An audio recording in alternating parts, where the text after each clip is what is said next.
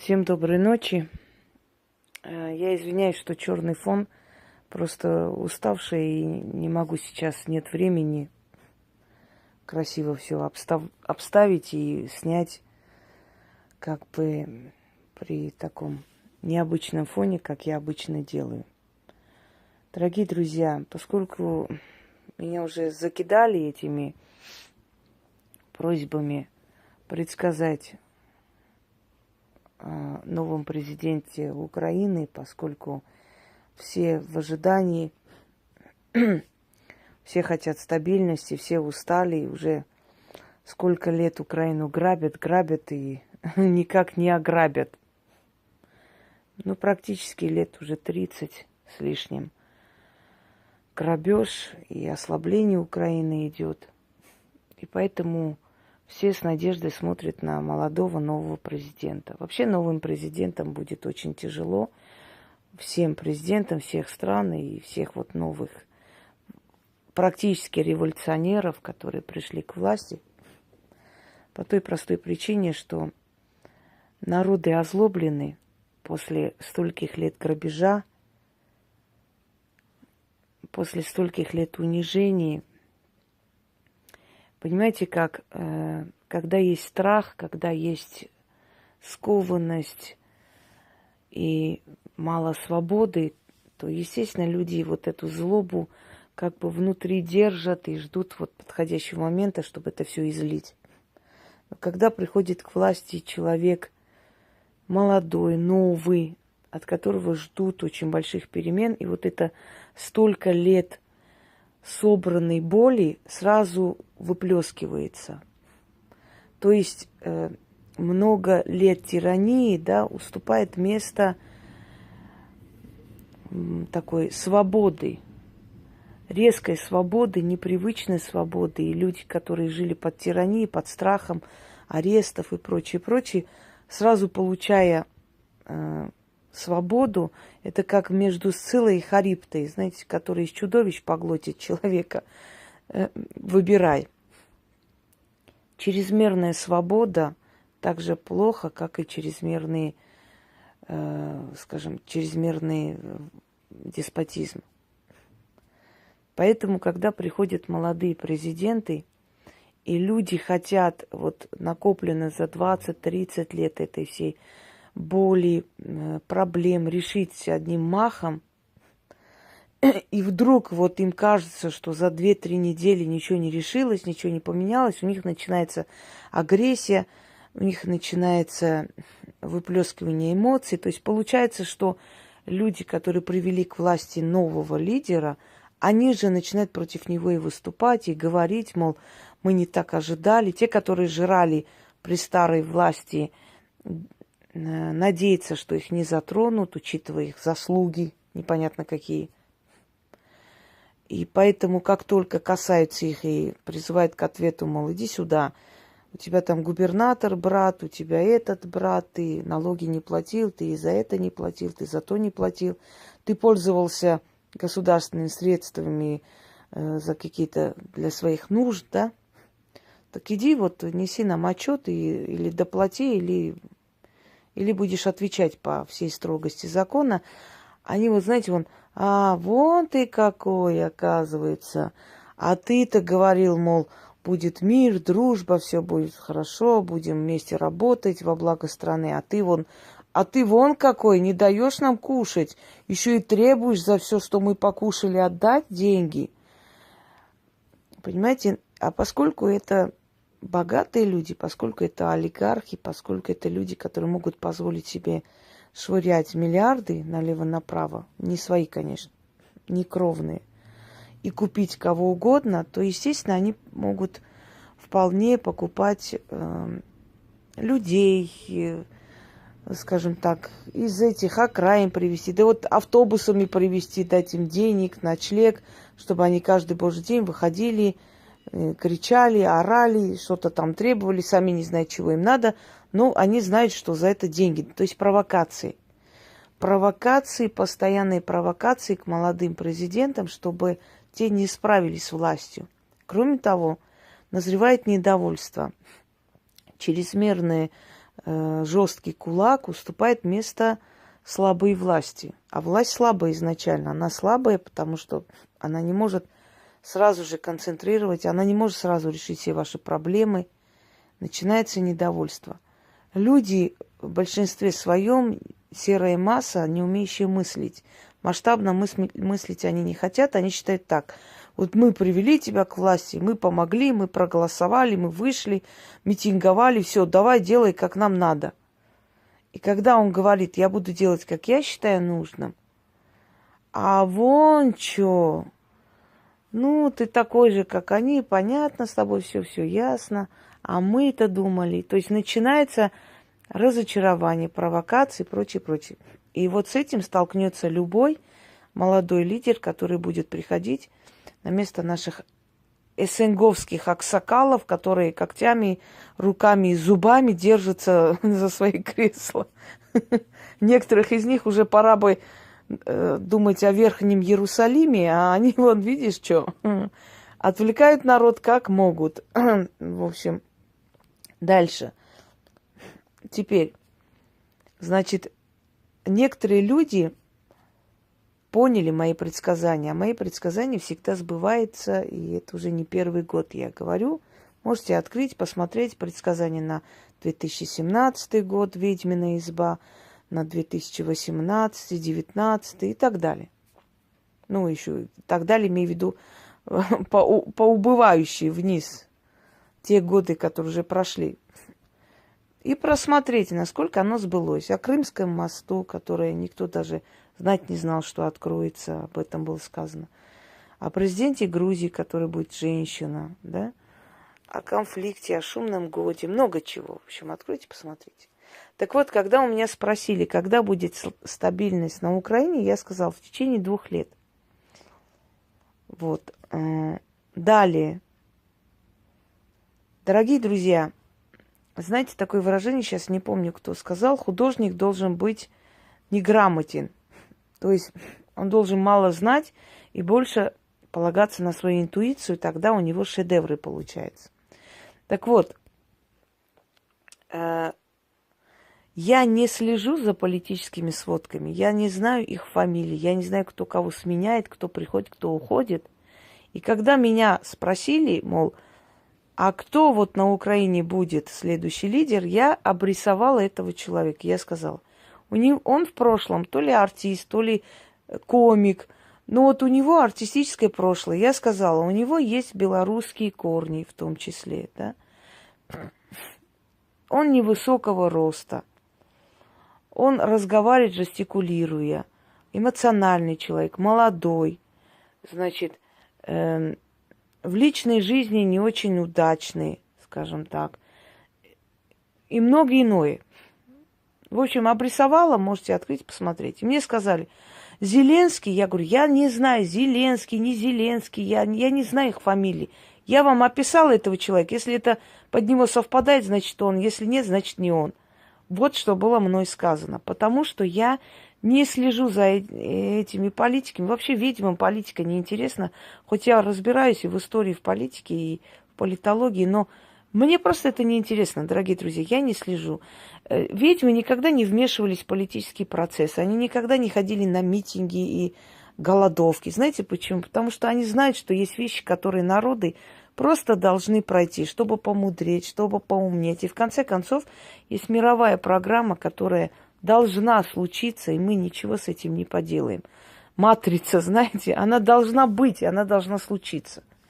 И поэтому ни одна ведьма не лезет ни в политику, ни в экономику, никуда ей не надо. Ей абсолютно это неинтересно. Ей это просто неинтересно. Она может стать известна своими делами, работами, имя свое создать. А остальное ее не волнует просто, понимаете? Поэтому те, которые рвутся к власти, рвутся в Госдуму, во все эти консилиумы, собрания, это люди, которые очень далеки от магии, мягко говоря, так скажем, обозначим. Потому что ведьма пришла в этот мир, чтобы колдовать, а не для того, чтобы собирать консилиумы и ходить на партсобрания и прочее ерундой заниматься.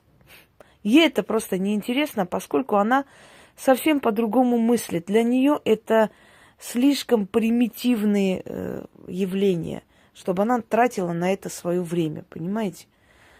Она довольна жизнью, она живет, скажем так, в свое удовольствие. Она получает удовольствие от результата своих трудов. Она получает удовольствие от благодарных людей, от уважения людей, от даров, что ей всю жизнь дарят, всю до конца ее дней ей дарят. То золото, то серебро, то необычные вещи, то посуду необычную, то необычные статуи, интерьер дома, да что угодно. Она обеспечивает себя, свое потомство, она обеспечивает себе имя, бессмертие и уходит.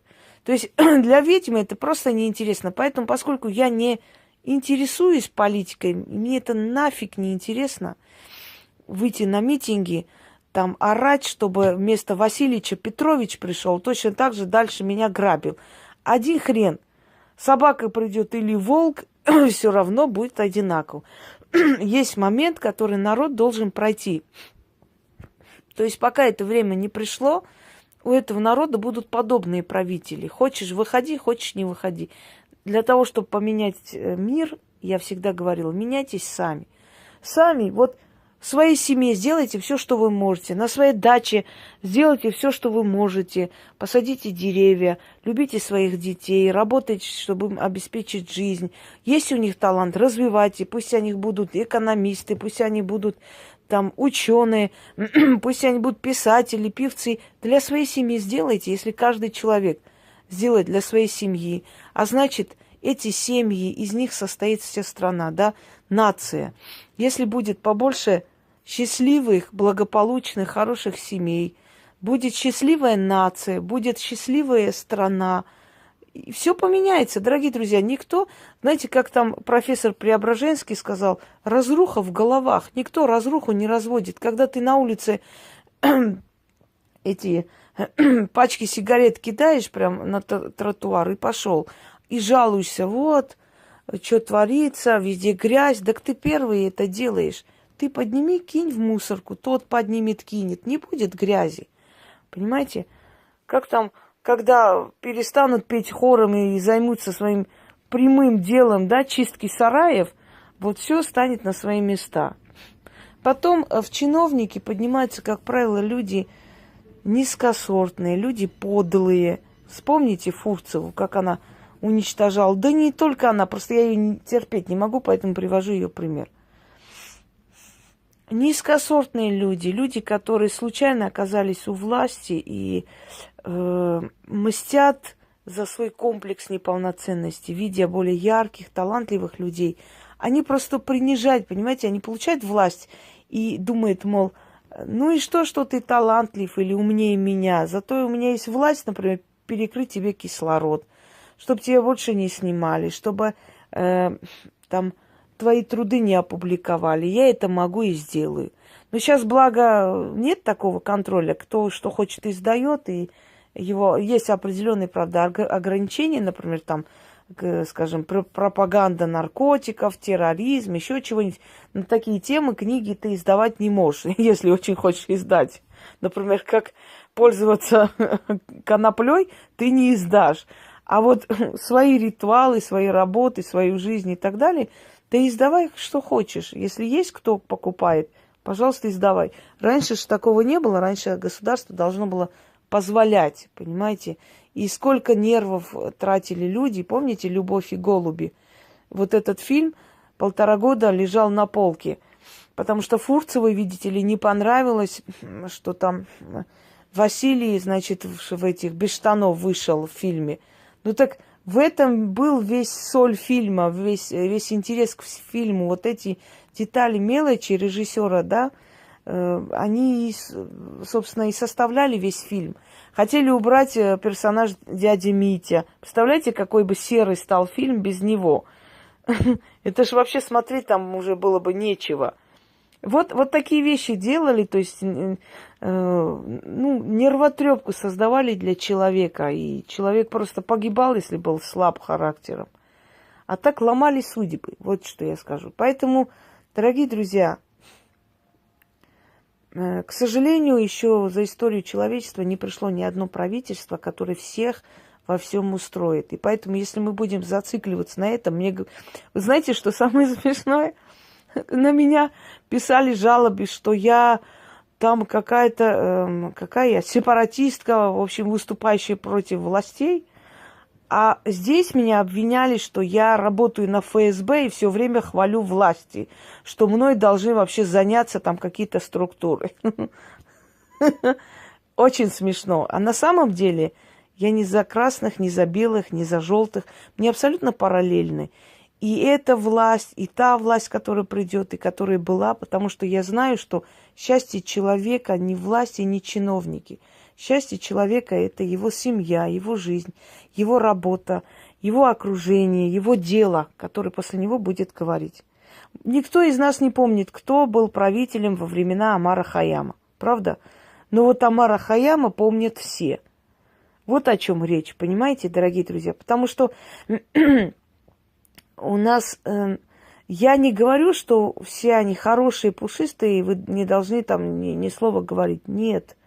Речь не о том, друзья мои, речь о том, что если мы будем зацикленно день и ночь думать о политике, о несправедливости, наша жизнь уйдет.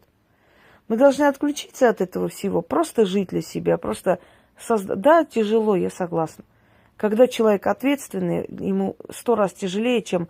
Но спроса нет и отчета не требует никто с алкашей.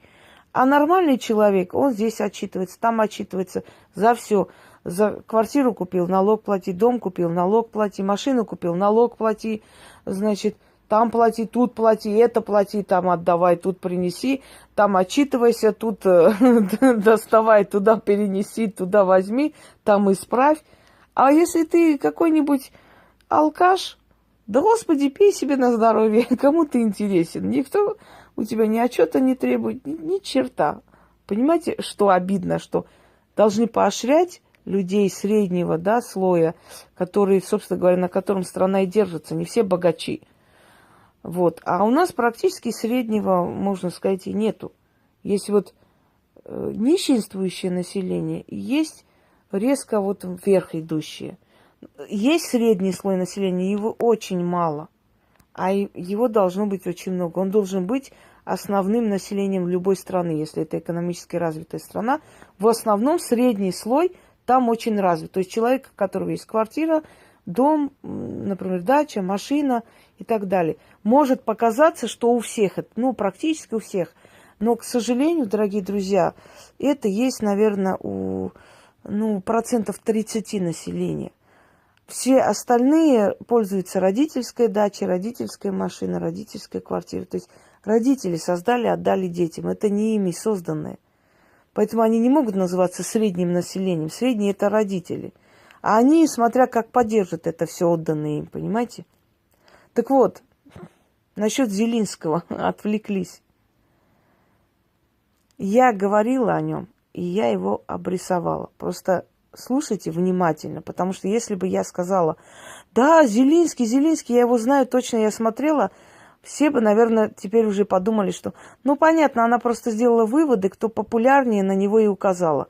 А я даже понятия не имела, что существует такой Зелинский, но его обрисовала. И если я сказала, я не знаю, Зелинский, не Зелинский, может и не он, может и он, но вот он будет вот такой, как я обрисовала, так вы посмотрите на портрет человека, который я обрисовала. Я вашего Зелинского и обрисовала, дорогие друзья. Когда я сказала, что лидером Грузии будет женщина, я знать не знала, какая женщина будет. Я не слежу за политикой, мне она не интересна просто. Не хочу, если я полчаса посмотрю эти сводки политические, я пойду просто кинусь с моста. Поэтому я это все не хочу смотреть, оно мне действует на нервы. Так вот, я описала Зелинского этого, но знать не знала его фамилию. И ничего здесь такого нет. Наоборот, это как раз частота эксперимента, что я, не зная фамилию, указала на того человека, который полностью соответствует его образу. Понимаете, как я сказала? Так что не путайте, пожалуйста. Дальше. Что будет с ним? Во-первых, начнется провокация. Начнутся теперь митинги против него. Начнутся, значит... Да, кстати, на Украине я говорила, что закроют большой телеканал и начнут ими заниматься определенные службы. Так вот, закрыли, да. Значит, что будет происходить? Во-первых, начнут пытаться его убрать различными способами. Провокации, статьи. Значит, это, вы поймите, это такая кучка олигархов. Это люди, которые миллиардеры, люди, которые не хотят терять свои деньги, и они ради того, чтобы сохранить свой вот статус и свое имущество, они пойдут на все. На все. Потому что они чувствуют, что они начинают уже терять, терпеть убытки. Далее. Будет покушение на убийство, и причем будет 3 раза. 3 раза в течение 1,5 года. Будут ли это сильно освещать, или вскользь пройдут, или скажут, но в любом случае об этом станет известно. Вот. Это раз. Потом. Будет скандал с одной дамой. Как бы, попытаются, знаете, разыграть карту Левинский. Но не прокатит. Закроется большой банк. Обвинятся в мошенничестве. Будут проверять все документы. Значит, в скором времени ждите очень резкое, очень агрессивное, просто друг за другом увольнение губернаторов. Одного за другим. Сменится очень важный документ. Может быть, Конституция. Может быть, Конституция Украины. Начнут пересматривать. Начнутся аресты, пока он еще поджидает, боится, где-то не уверен в себе. Начнутся аресты. Он пока очень мягок, очень спокоен и очень не уверен в себе. Это дает повод определенным людям думать, что его неопытность вот играет им на руку. Но в какой-то момент этот человек от неопытности перейдет к очень жестким действиям. Очень жестким действиям. И вот тогда пошло-поехало. Дальше. У него начнутся сближения с Россией, начнется ссора с Западом. Он не оправдывает желание Запада, потому что Запад совершенно по-другому себя представлял. Вообще Порошенко был идеальный президент для Запада, потому что Порошенко практически им все разрешил, все дал. Он даже перед караульными в Австралии кланялся, если помните, господи. Ну, базарник, что сказать, человек базарник. Читать, писать не умеет, да, наш кишлак, ваш аул. Естественно, он их очень устраивал, потому что он просто был, никем, ни личность, ни человек, никто. И, естественно, он пытался всеми силами им понравиться, ехал туда с докладами, и и так далее. Сейчас Зеленский им особо не нравится, хотя всем кажется, затаив дыхание, ждут, чтобы он показал истинное лицо, какую игру он затеял с Россией. Между прочим, он когда-то жил в России или учился, но у него есть связи с Россией. То есть Россия для него не просто огромная страна, а, между прочим, так близкая страна, да, не учитывая того, что все же братские народы, по идее. Вот. Далее. Откроется новый тип учреждений. В школах будет реформы. Будет некое столкновение, но это не сейчас, это осенью ждите. Такое крупномасштабное в Киеве. Будут жертвы. И эти жертвы очень на руку людям, которые очень хотят его скинуть. Пока Запад еще не до конца понял, он играет на 2 ворота или еще как бы пытается вернуться в их лоно. Но как только Запад поймет, что президент Украины хочет действовать самостоятельно, то есть хочет быть игроком и не хочет, чтобы им манипулировали ни Россия, ни Запад, как только они это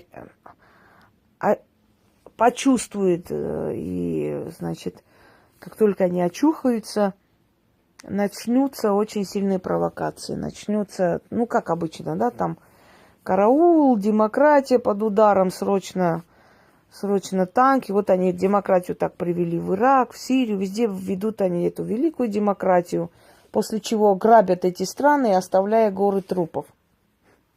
Им же это как бы... Ну вот, у вас нет демократии, тогда мы идем к вам. Дорогие друзья, я не скажу, что Украина сейчас вот будет вся стабильная и наступит райская жизнь. Нет. Но если этого человека поддержите, он постепенно уберет эту касту олигархов. Если же народ недостоин свободы и достойной жизни, если народ очень любит быть ограбленным, разграбленным и готов за копейки выйти и поставить крест на своем будущем, то все зависит от вас. Если вас опять будут покупать, и вы ради денег выйдете на улицу, знаете, удивительно вообще логика народа. Они считают, нехай я свои деньги получу, а там, может быть, и не пройдет он. А вот смотри, что проходит. Если массы выходят, много миллионов человек, конечно, этот человек проходит. Но никто ж не знает, что там основное количество лидеров, да, получили денежки в карман и вывели каждый свою бригаду. И этот человек прошел. А потом сидим и говорим, ну как же он прошел, мы же его не хотели. Но вы же вышли за него. Ну вот он и прошел. Смотрите сами. Не забывайте великие слова, не помню кем сказанные. Народ, который продает свою свободу за деньги, недостоин ни свободы, ни денег. Так вот, если вы спокойно, с достоинством переждете и дадите возможность этому человеку работать, дадите возможность видеть изъяны и исправлять, то есть большой шанс, что стабильность постепенно на Украине наступит.